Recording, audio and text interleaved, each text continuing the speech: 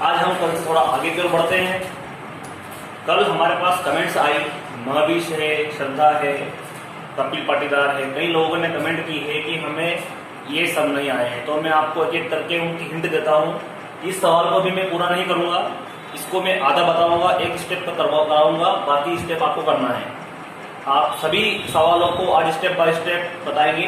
देखिए आप, हमारा जो पहला सवाल है, a बराबर b बराबर c बराबर दे रखा है और हमें प्रूफ करना है a स्क्वायर बराबर b स्क्वायर बराबर c स्क्वायर बराबर माइनस आई। हमें ये प्रूफ करना है। तो बहुत इजी है। क्या करना है, हमें पहले a square b square c square निकालना है और उन तीनों की वैल्यू माइनस आई आएगी। अब यहाँ पे आप ये i क्या है इसके बारे में अपन पहले पढ़ चुके हैं। तो अपन बात करते हैं, अपन a स्क्वायर की बात करते हैं। a स्क्वायर में क्या करेंगे अपन, a स्क्वायर इक्वल टू होता है a into A. a square means a into A. अब यहां इक्वल लगाएंगे। a की वैल्यू क्या है, i 0 0 minus i 0 0 minus i। Multiply करते हैं। दो मैट्रिक्स का मल्टीप्लाई कैसे होता है ये हम पढ़ चुके हैं। फर्स्ट रो और फर्स्ट कॉलम हमने इससे पहले वाले जो वीडियोस करे हैं उन्होंने मैंने सारी चीज समझा चुका हूँ। एडिशन कैसा होता है, सब्ट्रैक्शन कैसा होता है, मल्टीप्लाई कैसे होता है, तो आप वो देखकर आप सीख सकते हो। इसको अपन करते हैं। जीरो का फर्स्ट रो फर्स्ट कॉलम, तो आई का मल्टीप्लाई आई में करेंगे तो हो जाएगा आई स्क्वायर। बीच में साइन आता है प्लस का, जीरो का मल्टीप्लाई जीरो में। Clear. First row second column, I का मल्टीप्लाई जीरो में जीरो, बीच में साइन आता है प्लस का, जीरो का इंटू माइनस आई में करेंगे तो आएगा जीरो।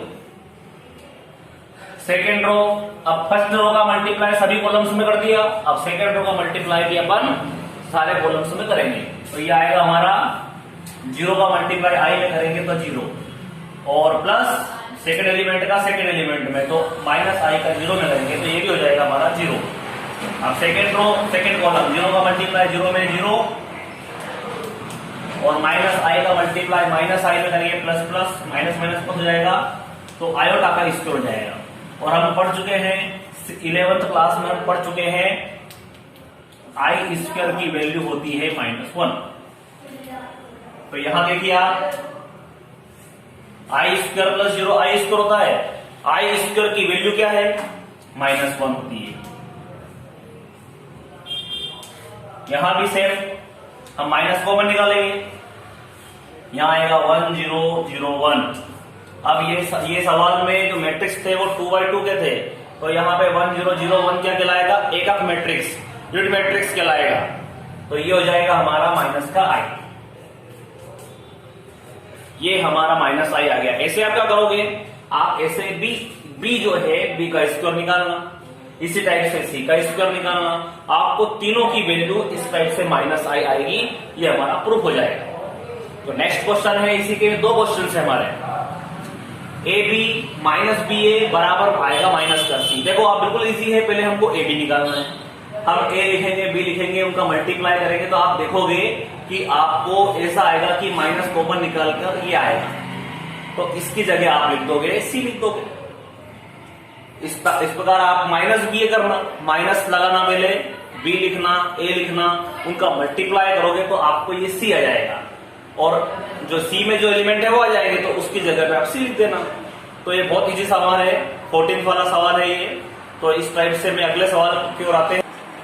अब हम अगले सवाल की ओर आते हैं। हमारा नेक्स्ट सम है आई बराबर 1 0 0 1, जो पता है ये होता है एकक मैट्रिक्स। सी दे रखा है, हमको प्रूव करना है ए आई प्लस बी सी का whole cube equal to A square I plus 3 A square B. तो इसके लिए क्या करेंगे अपन, हमें क्या करना है, ए आई प्लस बी सी का होल क्यूब, मतलब हमें इसका 3 टाइम्स मल्टीप्लाई करना है ना, और इसकी वैल्यू किसके इक्वल आएगी, इसके इक्वल आएगी। तो मैंने कुछ सम कर रखा है, देखिए पहले हम क्या करेंगे कि ए आई प्लस बी सी का होल क्यूब चाहिए। तो होल क्यूब कब आएगा, जब हम इसका स्क्वायर करेंगे, स्क्वायर करने के बाद हमें क्यूब आएगा, तो एक सीक्वेंस से आएगा वो। तो हम पहले ए आई प्लस बी सी की वैल्यू निकालते हैं। ए आई प्लस बी सी की वैल्यू क्या होगी,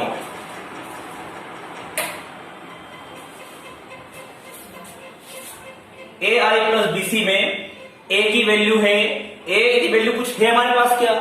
नहीं है, तो ए ऐसे रखेंगे हम। आई की वैल्यू क्या है? 1001 है, प्लस लगाएंगे, बी लिखेंगे, सी की वैल्यू है हमारे पास तो रखिए, नहीं है तो कोई दिक्कत नहीं।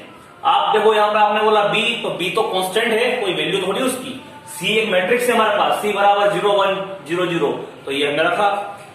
ए का मल्टीप्लाई सारे एलिमेंट में होगा, बी का मल्टीप्लाई सारे एलिमेंट में होगा, इनको प्लस करेंगे तो क्या होगा? ए का ए प्लस 0 ए, 0 प्लस बी बी, 0 प्लस 0 0, ए प्लस 0 ए, मतलब ए आई प्लस बी सी की वैल्यू हमको आ गई ए बी 0 ए।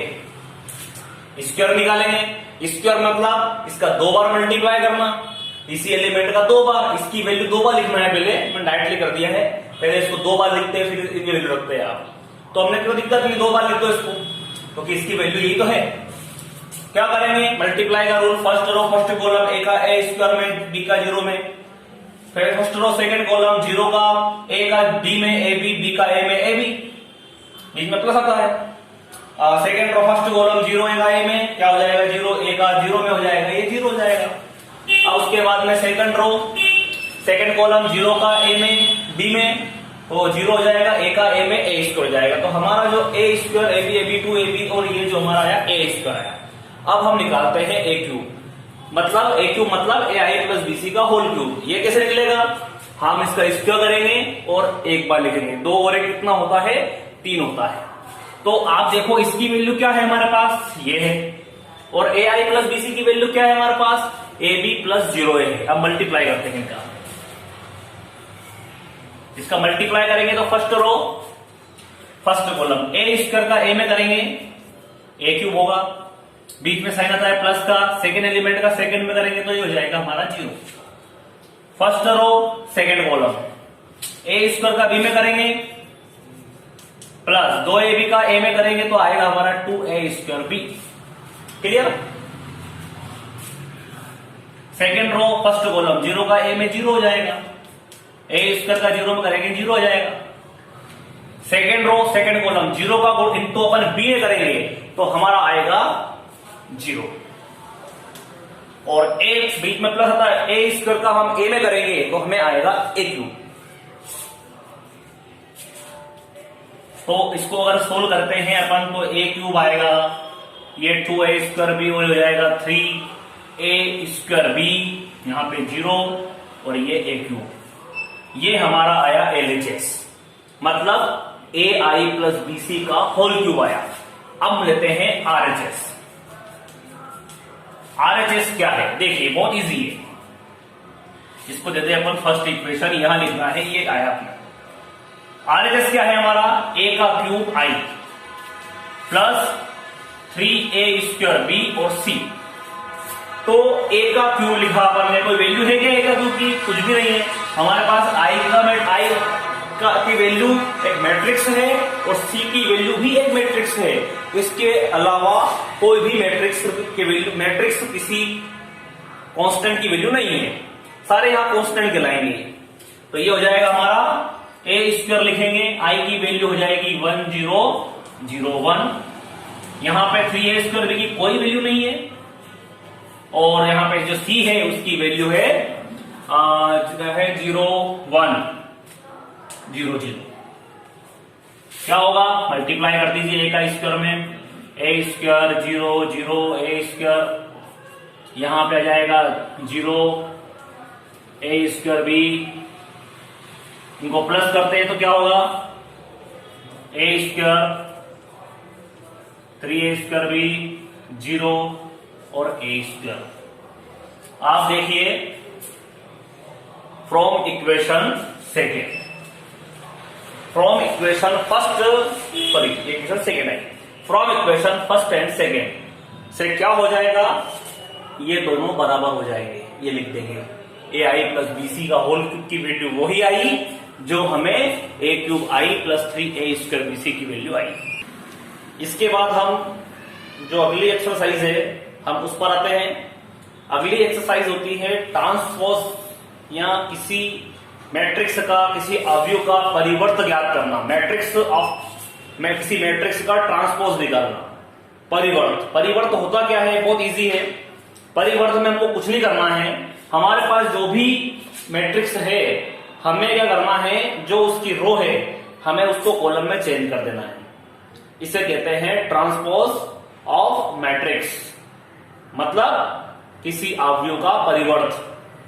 तो क्या करेंगे आप देखिए, हमारे पास एक क्वेश्चन से समझाता हूं आपको मैं। हमारा क्वेश्चन भी हो जाएगा, साथ में जो मैट्रिक्स में जो ट्रांसपोज जो परिवर्तन की अवधारणा है वो भी हमारी स्पष्ट हो जाएगी।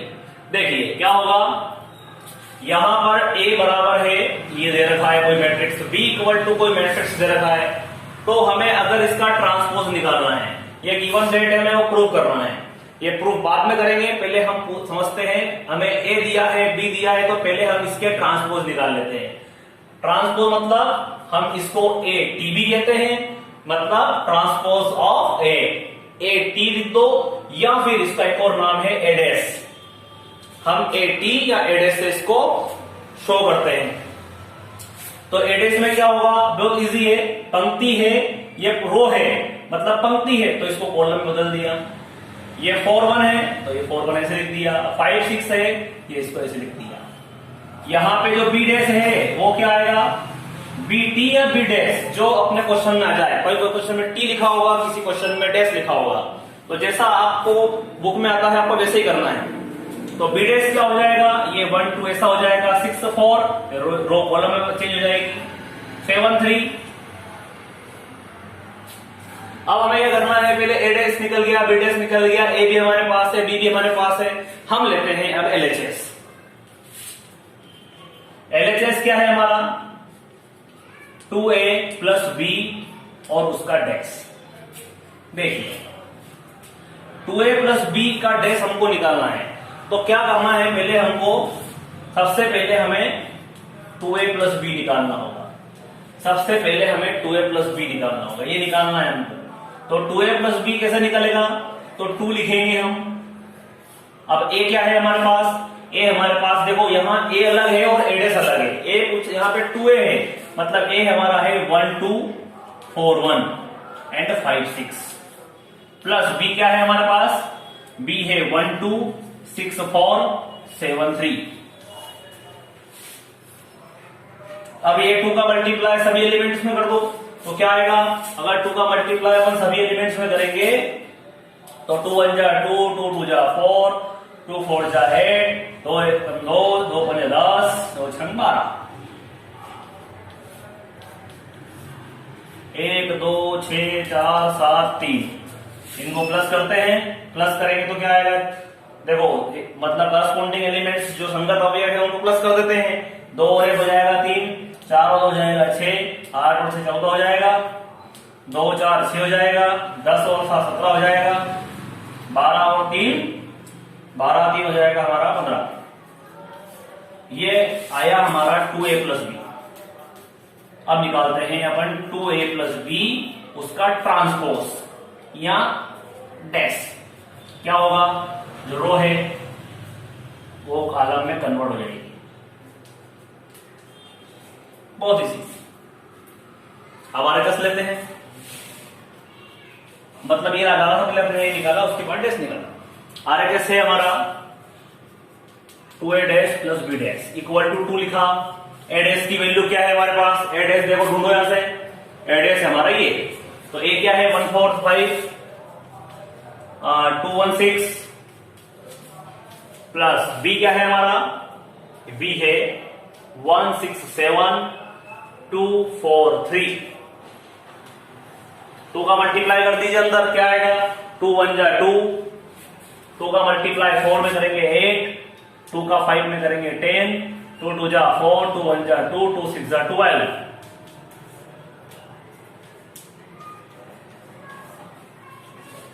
करस्पॉन्डिंग एलिमेंट्स को प्लस कीजिए, 2 और 1 हो जाएगा 3, 14 हो जाएगा, 10 का 17 हो जाएगा, 4 2 6 और 12 और 3 हो जाएगा 15।